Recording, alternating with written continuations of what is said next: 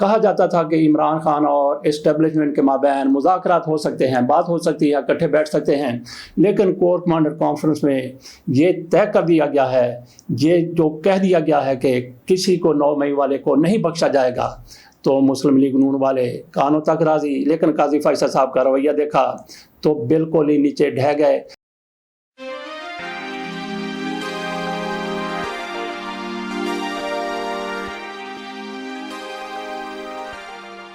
بسم اللہ الرحمن الرحیم۔ عمران خان کی طرف سے مہدی حسن الجزیرہ کے رپورٹر کو انٹرویو دیا گیا تھا، اس سے ایک بھونچال آ گیا اور اس کے اب تک آفٹر شاک محسوس ہو رہے ہیں۔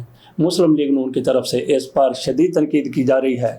کہا جا رہا ہے کہ عمران خان نے پیسے دے کر یہ انٹرویو اپنا لگوایا ہے، اپنا شائع کروایا ہے۔ مہدی حسن کی اپنی ایک ویب سائٹ ہے جس پر انہوں نے مضمون لگا دیا، تو اس پہ لکھا ہوا ہے پیڈ کا کیا مطلب ہوتا ہے؟ جو مسلم لیگ نون کے لوگوں کی طرف سے سمجھا گیا، غریدہ فاروقی کی طرف سے سمجھا گیا، شمع جنیجو نے جو سمجھا، اور ہنا پرویز بٹ جیسی میاں نواز شریف کے جو چاہنے والے ہیں ان کی طرف سے اس کو دیکھا گیا تو پیڈ لکھا ہوا تھا، تو انہوں نے شور مچا دیا کہ عمران خان یہ دیکھیں پیسے دے کے اپنے انٹرویو چھپواتے ہیں۔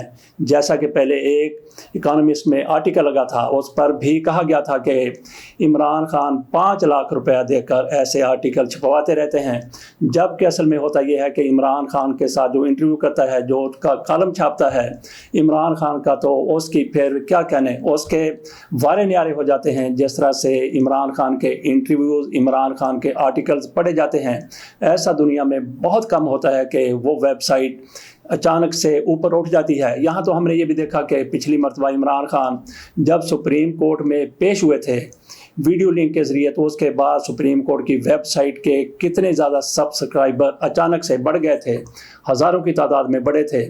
تو اصل میں ہوا کیا، حقیقت کیا ہے؟ حقیقت یہ ہے کہ مہدی حسن کی طرف سے اپنی ویب سائٹ پر یہ آرٹیکل لگایا گیا اور فری پڑھنے کی اجازت تھی، لوگ اس کو پڑھتے رہے۔ جب انہوں نے دیکھا کہ اس میں تو بہت زیادہ لوگوں کا رش ہو گیا ہے، لوگ عمران خان کا انٹرویو دیکھنا چاہتے ہیں، پڑھنا چاہتے ہیں، تو انہوں نے پھر اس پر کچھ پیسے لگا دیے کہ آپ سبسکرائب کریں، اتنے پیسے دے کے تب آپ انٹرویو پڑھ سکتے ہیں۔ لیکن ہمارے ان پٹواریوں کی طرف سے اس پر واویلا کیا گیا، پیڈ لکھا ہوا دیکھا صرف، تو انہوں نے کہا کہ عمران خان پیسے دے کے اپنے انٹرویو چھپواتے ہیں۔ قاضی فیصل صاحب کی طرف سے آج پھر کیس کی سماعت کی گئی، وہی ترامیم والا کیس، نیب ترامیم والا کیس۔ اس میں ایک امید تھی کہ آج قاضی فیصل صاحب اس کیس کی براہ راست سماعت دکھا دیں گے، لیکن قاضی فیصل صاحب نے ایسا نہ کیا۔ ہم آپ کو ایک رپورٹ کی صورت میں بتاتے ہیں کہ عدالت میں کب کیا ہوا۔ چیف جسٹس قاضی فیصل کی سربراہی میں 5 رکنی لارجر بینچ نے مقدمے کی سماعت کی۔ بینچ میں جسٹس امین الدین، جسٹس جمال خان مندوخیل، جسٹس اطہر من اللہ اور جسٹس حسن اظہر رضوی شامل ہیں۔ عمران خان کو وزیریہ ویڈیو لنک عدالت میں پیش کیا گیا۔ مقدمے کی سماعت کو براہ راست نشر کرنے کے معاملے پر کارروائی کی سماعت کے آغاز میں ہی وقفہ کر دیا گیا۔ چیف جسٹس نے ریمارکس دیے کہ لائیو سٹریمنگ پر تھوڑی دیر میں بتاتے ہیں۔ جسٹس اطہر من اللہ نے براہ راست نشریات کی حمایت کی تھی۔ انہوں نے کہا کہ مقدمہ پہلے لائیو دکھایا جاتا تھا تو اب بھی لائیو ہونا چاہیے۔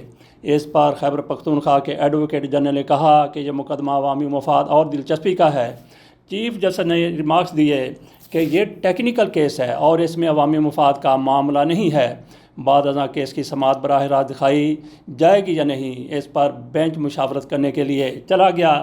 سماعت کے دوبارہ آغاز پر سپریم کورٹ نے نیب ترامیم کیس کی سماعت براہ راست نہ دکھانے کا فیصلہ سنا دیا۔ سپریم کورٹ نے نیب ترامیم کیس براہ راست نشر کرنے کی درخواست مسترد کی اور یہ فیصلہ 1 کے مقابلے میں 4 ججوں کی طرف سے کیا گیا۔ چیف جسٹس نے ریمارکس دیا کہ تاخیر کے لیے معذرت چاہتے ہیں، ہم کوئی بھی فیصلہ جلد بازی میں نہیں کرنا چاہتے تھے۔ جسٹس اطہر من اللہ نے اکثریتی فیصلے سے اختلاف کیا۔ ہم نے مشاورت کے بعد فیصلہ کیا کہ سماعت براہ راست نہیں دکھائی جائے گی۔ بعد ازاں وفاقی حکومت کے وکیل مخدوم علی خان نے دلائل کا آغاز کیا۔ انہوں نے عدالت کو بتایا کہ نیب ترامیم کرنا حکومتی پالیسی کا فیصلہ ہے، عدلیہ مداخلت نہیں کر سکتی، پارلیمنٹ کے اختیارات میں عدلیہ مخل نہیں ہو سکتی۔ اس پر جسٹس جمال مندوخیل نے ریمارکس دیے کہ میں اپنی بات کرتا ہوں، میں میڈیا، سوشل میڈیا دیکھتا اور اخبارات پڑھتا ہوں۔ وزیر اعظم نے کالی بھیڑیں کہا تھا۔ اٹارنی جنرل نے وضاحت کی کہ یہ الفاظ موجودہ ججز کے لیے نہیں تھے۔ گویا شہباز شریف صاحب صاف منہ کر گئے۔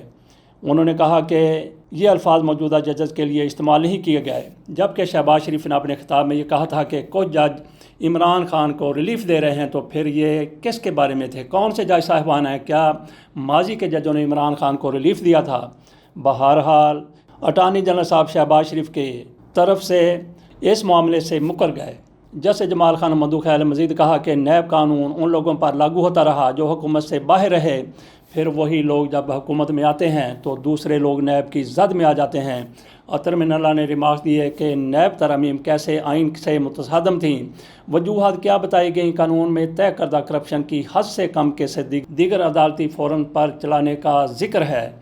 جسٹس مندوخیل کا کہنا تھا کہ 5 لاکھ روپے کے مقدمات بلوچستان ہائی کورٹ میں چلتے رہے، پارلیمنٹ سزا کم رکھے یا زیادہ خود فیصلہ کرے، یہ اس کا کام ہے۔ سپریم کورٹ تو صرف قانون کے آئینی ہونے یا نہ ہونے کا جائزہ لے سکتی ہے۔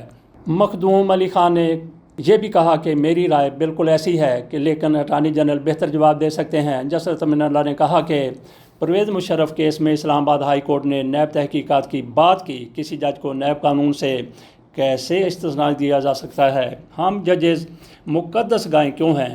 کسی کو بھی قانون سے ماورا نہیں ہونا چاہیے۔ اس پر جسٹس مندوخیل نے کہا کہ سروسا پاکستان کی تاریخ میں ججز نہیں آتے، ججز آئینی عہدے ہیں۔ بعد ازاں عمران خان اور چیف جسٹس قاضی فائصہ کے مابین پہلا باضابطہ مکالمہ ہوا۔ چیف جسٹس قاضی فائصہ نے دریافت کیا کہ خان صاحب آپ خود دلائل دینا چاہیں گے یا خواجہ حارث پر انحصار کریں گے؟ عمران خان نے جواب دیا، میں آدھا گھنٹہ دلائل دینا چاہتا ہوں، مجھے تیاری کے لیے مواد ملتا ہے، نہ وکلا سے ملاقات کرنے دی جاتی ہے، میں قید تنہائی میں ہوں۔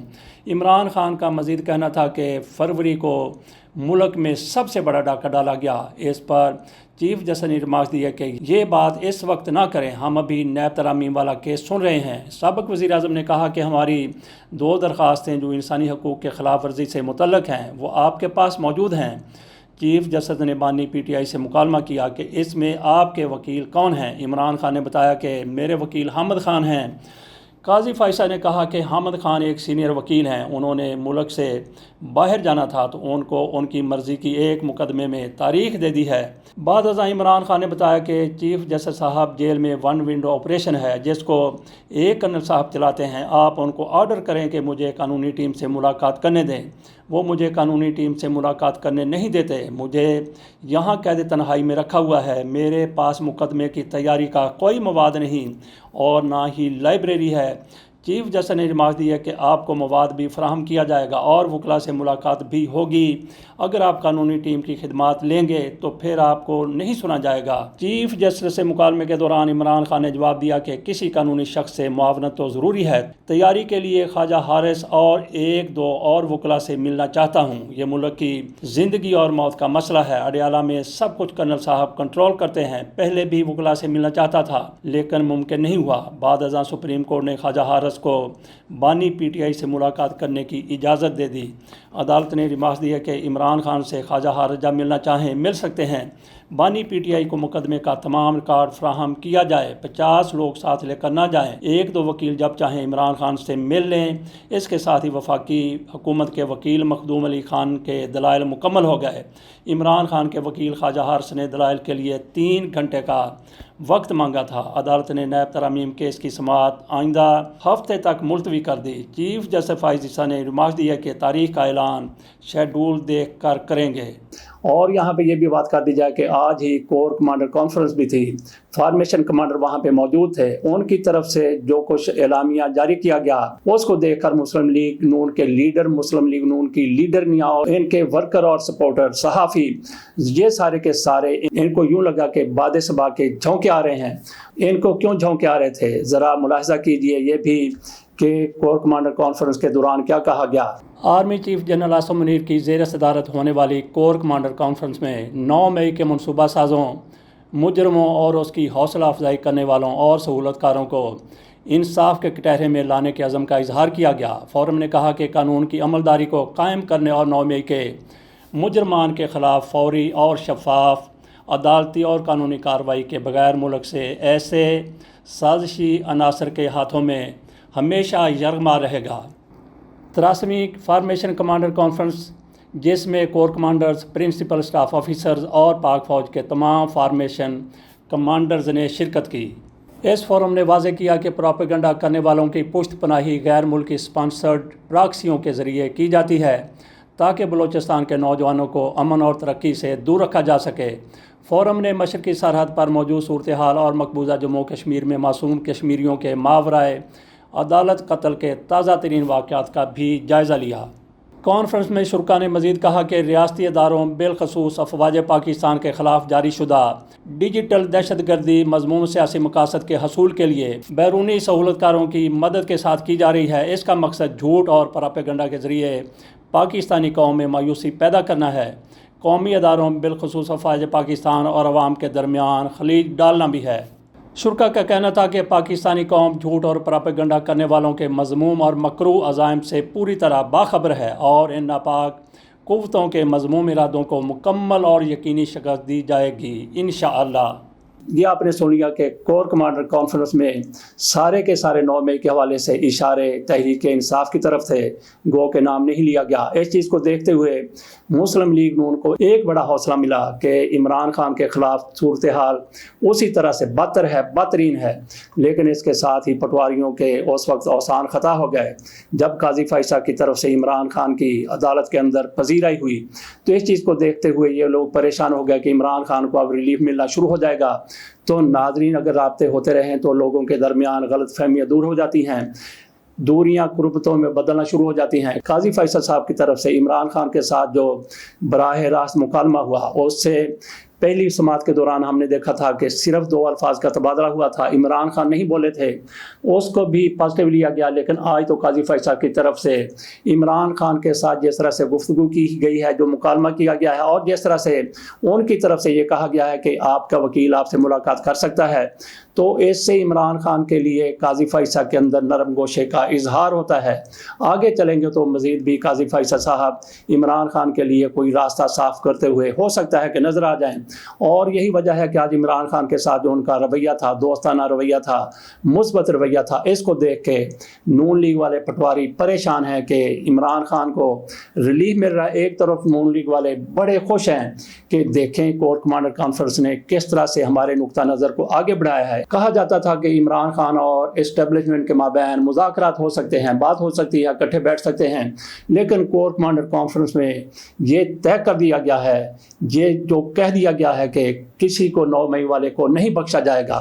تو مسلم لیگ نون والے کانوں تک راضی، لیکن قاضی فیصل صاحب کا رویہ دیکھا تو بالکل ہی نیچے ڈھہ گئے۔ طارق فضل چودھری کے جیت جانے کی سماعت ٹربیونل میں جاری ہے، وہاں پہ ریٹرننگ افسر کو بلایا گیا تھا، ریٹرننگ افسر بھاگ گیا، وہ نہیں آیا، تو اس کو جرمانہ کر دیا گیا، اور اس کے ساتھ ہی فارم 45 اس نے بھی جمع کروا دیے، اس نے بھی جمع کروا دیے، اور تیسرے نے بھی جمع کروا دیے، تحریک لبیک والے نے جمع کرا دیے، مصطفیٰ نواز کھوکھر نے جمع کروا دیے۔ تو اب طارق فضل چودھری کے ساتھ شروع سے ان کے پاس تو فارم 45 ہیں ہی نہیں سارے، اگر ان کے پاس ہیں تو جعلی ہیں۔ ایک طرف وہاں پہ 3-4 لوگوں کی طرف سے فارم 45 جمع کروا گئے جو ایک دوسرے سے ملتے ہیں، لیکن ان کے تو اس بادشاہ کی طرح جس میں آپس میں ان کی 2 آنکھیں بھی نہیں ملتی تھیں، ان کے فارم 40 کسی کے ساتھ بھی نہیں ملتے۔ تو پھر طارق فضل چودھری سمجھیں کہ اپنی سیٹ سے فارغ، اس کے ساتھ اجازت دیجیے، اللہ حافظ۔